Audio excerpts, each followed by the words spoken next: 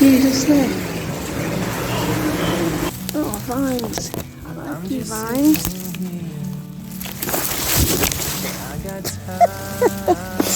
I was holding the vine.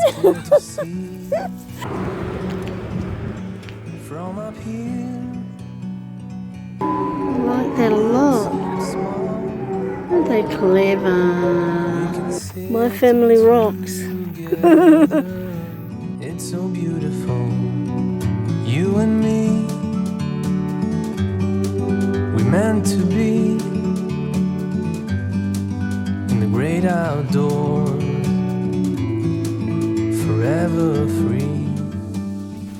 Robert and I stayed a couple of nights at Plympton's NZMCA caravan park so that we could explore the Porirua area. We had been here in 2018 where a few photos were taken here at Tatahi Bay, so the opportunity arose for us to venture further to find out what Porirua City has to offer. A shortage of houses after the Second World War led to the then government to start building new suburbs in the main centres. Porirua was ideal. More than 2,700 state houses were built. They were probably the little boxes on the hillside, little boxes made of tiki-taki, that I remember as a child seeing over in the distance as we drove into Wellington. Also, the other thing I remember was that Porirua was the place with the Lunatic Asylum, as it was known then, Porirua's mental hospital. Porirua is one of 4 cities that make up the Wellington metropolitan area and has been a city since 1965. And Porirua Harbour has the largest estuary in the lower North Island, with the Pāwatahanui subtidal area being an important part of the ecosystem.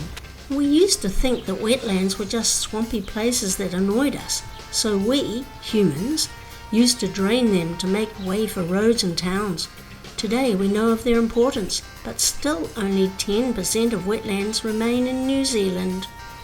Porirua means the tide sweeping up both reaches, named by the great Polynesian explorer Kupe, and was originally called Porirua.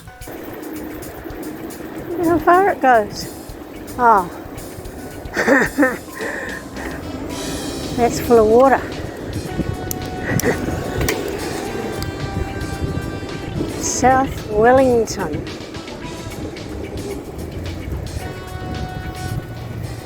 In 1890, James Henry Whitaker sailed to New Zealand from England and started selling homemade chocolate from the back of a horse and cart. By 1969, the Wellington factory was too small, so set up a factory in Porirua, where it remains the only Whitakers factory in New Zealand, where the 4th generation of Whitakers have joined the business. Oh, cool.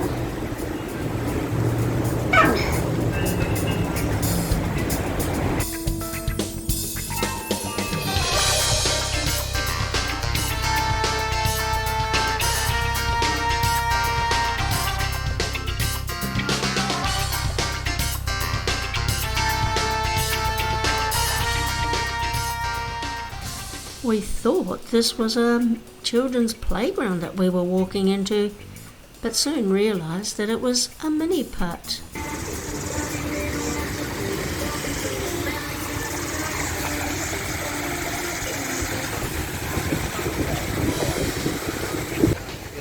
Oh, cool, man. Oh, it's the golf. it's still the golf. How did I get in the golf? I have no idea. How cute is that?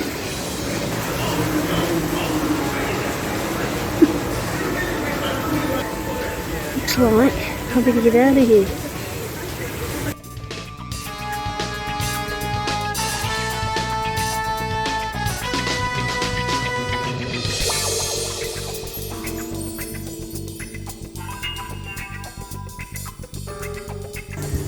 Pirates Cove Adventure Golf. Huh, that's what it was.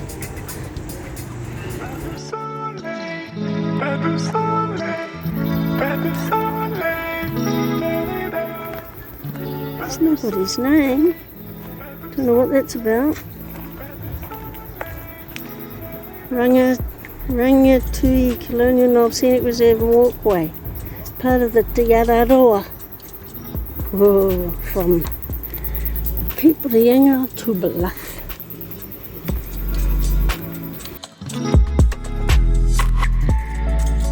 As you know by now, we enjoy our bushwalks, and this Rangatui Colonial Knob walk was another pleasant one for us.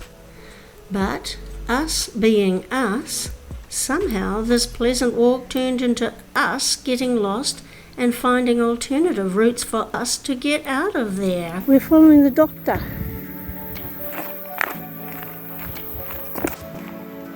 Colonial Knob. That one.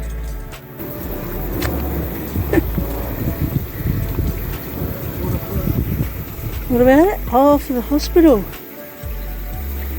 Yes. So there was a reservoir. The site for the Porirua Lunatic Asylum, as it was called then, was chosen here at Porirua, miles from Wellington, so as to protect the incurable patients from public curiosity and be beneficial to the patients themselves for fresh air and exercise. The area at the foot of Colonial Knob supplied plenty of good water from the hills behind the hospital, where a 6,000-gallon water reservoir was.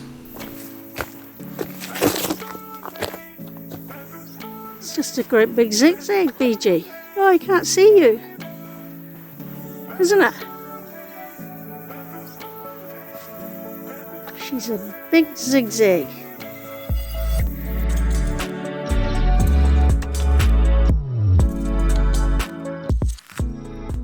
Look at all the different tracks, bye-bye.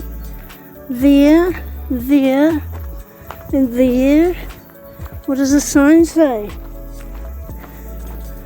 Oh no, poison. Well, that's not helping us. We don't know which way's the doctor's. Bye-bye. We are really going to get ourselves lost, aren't we? We found the doctor's, to Spicer Botanical Reservoir. That's okay. It was a loop. We did the loop. This was at the top of that loop, man.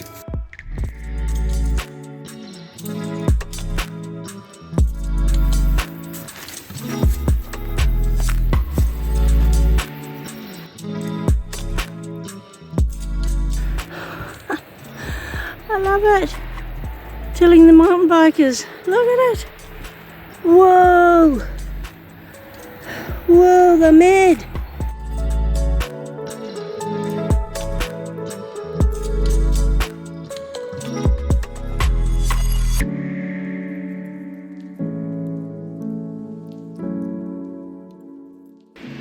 We're on the right track because we're by that noisy thing, aren't we? Don't panic. You're panicking, Bobby, so we'll go down the bike track. Yep, back to that area. Happy for us too? You know where you go. Yep. Follow me, BG.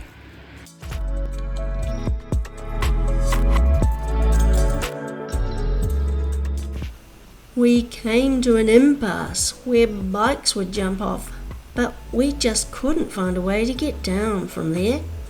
So we attempted to find an area where we could get down. How do we get ourselves into these predicaments? Beyond me. Oh, vines. I like you, vines.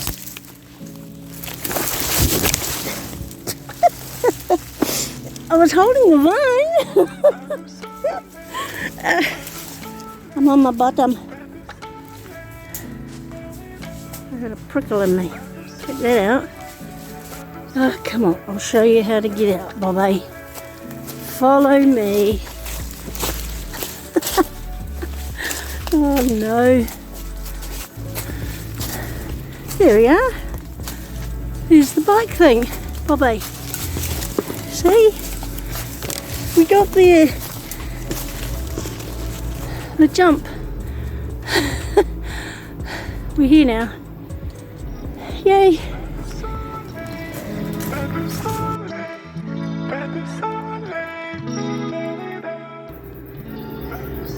What's that over there? Is that a car? We're nearly there. Sort of a roundabout way. And what? We didn't even strike any bikes, BG. Now that's interesting.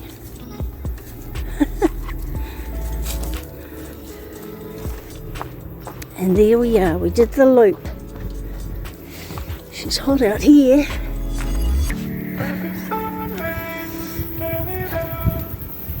We visited the site of the old Porirua Mental Hospital, but unfortunately we weren't allowed to film inside. It was free to look around at these last remaining remnants of the original asylum, and the land here was specifically bought by the government off the early settler William Earp from Tawa Flat to relieve the overcrowding at the Wellington facility. The hospital was in service from 1887 to 2007 and was at one time the largest hospital in New Zealand and is now a Category 1 historic place. Most large psychiatric institutions closed during the 1990s, with patients released into community-based care. But a small facility still remains on the Porirua site today. Patients ranged from psychotic and senile to alcoholics. And the rooms on display here at the museum contained a collection of artefacts over 150 years of New Zealand's mental health services. We saw a dental clinic, a library, a dormitory, and many implements that were used over the years. F Ward here at the hospital's campus was where a nurse back in 1925 recalls that the patients were terribly violent, screaming all night and half the day. There were no drugs, so they were locked in their rooms and you couldn't go near them.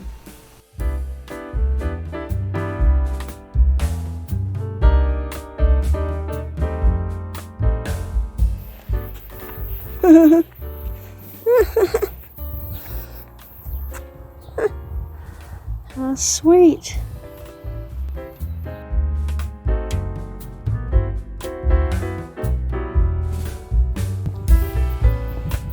Okay. Winter. Get you? You're being watched. Yeah. Smurfs.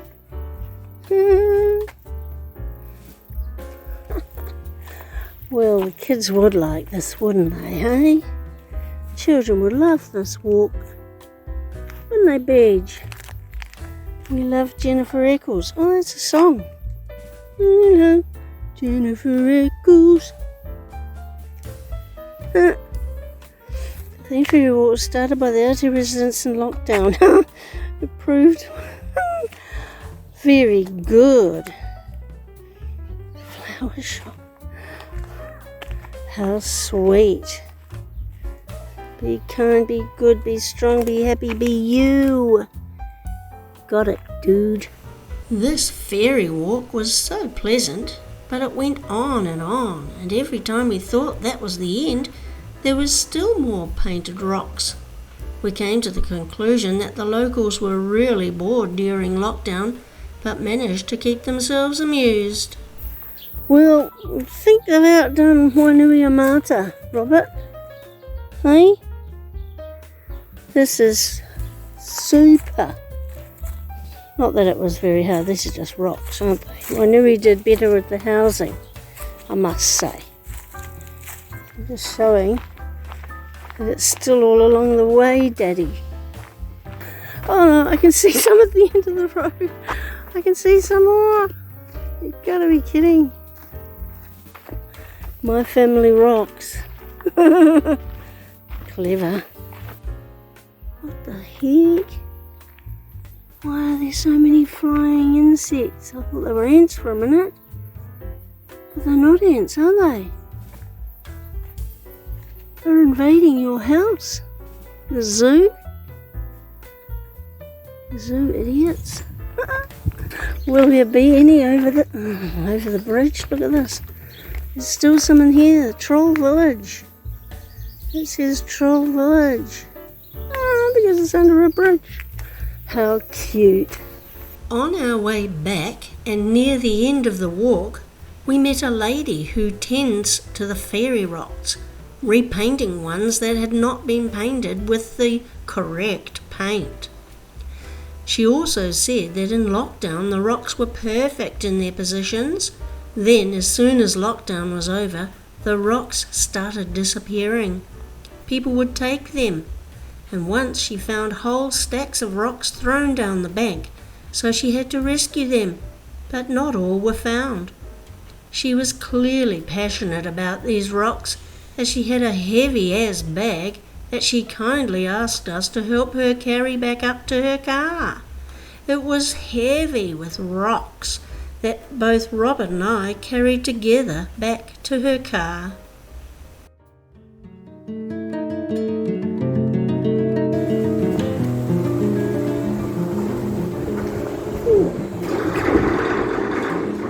Pretty cool. I like you a lot. Oh gee, it's glittery.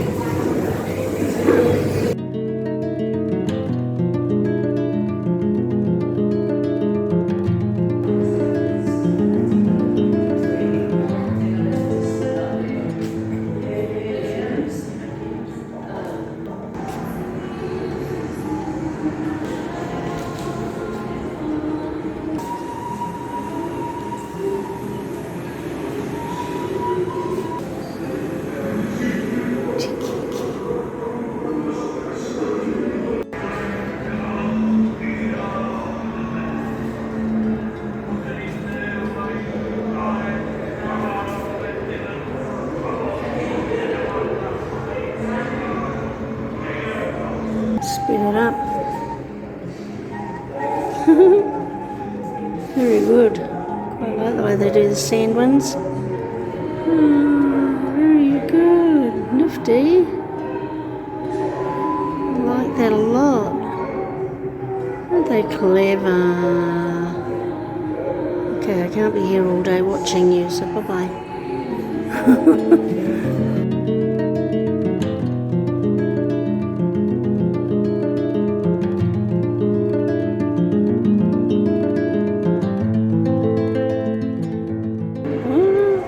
Piece. We'll go with that one. Oh, that's clever, isn't it? That's so tidy.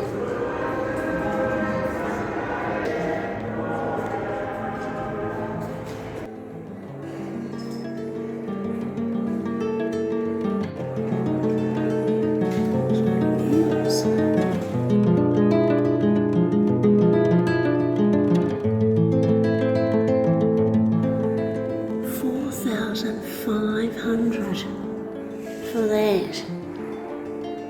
It's bigger, but no. No, that is clever, isn't it?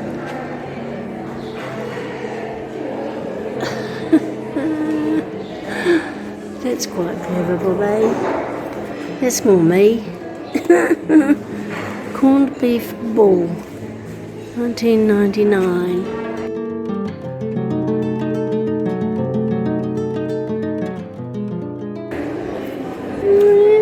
Corrugated iron kiwi. That's quite clever too, isn't it?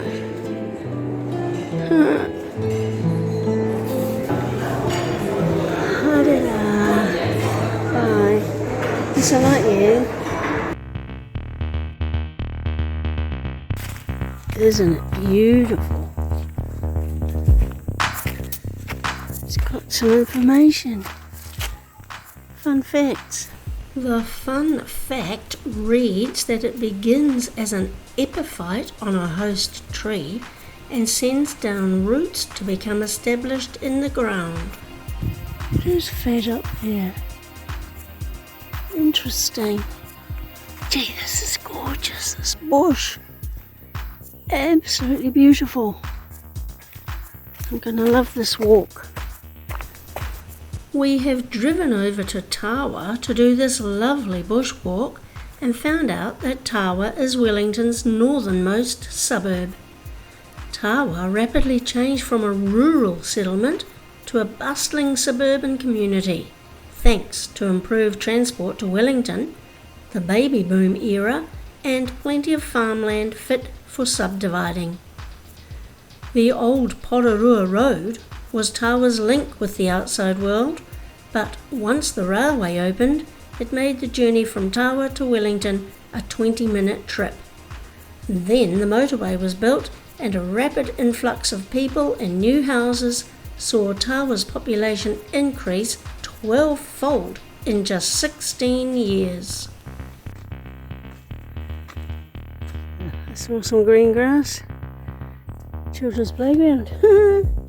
We'll get back onto our nice cool track, eh? Nice. On these hot summer days. Friends of Tawa Bush Reserve. Nice. Oh, we've hit some houses now. Is this the end? We've got to walk down the road now, Bobby. Oh no. But that bush was so beautiful, wasn't it? Did you like it? Mm-hmm. I enjoyed it. It's gorgeous. Yeah. Yep. This road's blimmin' busy and noisy. Oh well. We'll get back to our car. Didn't fancy going all the way back up and then down again. Loved it. Loved it, loved it. There it is, the library, Mervyn Kemp Library. And he was, what, first mayor or something? I'll have to look it up again.